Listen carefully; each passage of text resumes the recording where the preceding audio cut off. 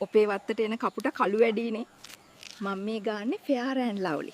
සතියක් ගාද්දි මුත් සුදු කොබෙයියෙක් වගේ ඉඳී. පට්ට ගණන්නේ. ඔතින් මං සම්බෝලෙට සබන් ටිකක් දැම්මා. මේකේ ගහලා තියෙන දේහි ගෙඩි 100ක බලය තියෙනවා කියලා. දැන් එම්බුල සැපට තියෙයි. ඕ වැරදි මැසේජ් එකක් ගියානේ. මම මේ රබර් කෑල්ලෙන් මැකුවා ඒත් මැකෙන්නේ නෑනේ.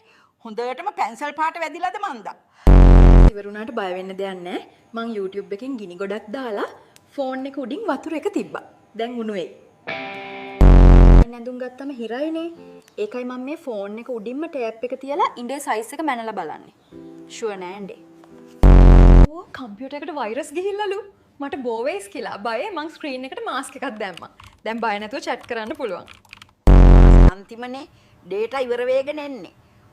මං එක හැක් වහගෙන වීඩියෝ බලනවා. එතකොට යන්නේ data භාගයයිනේ.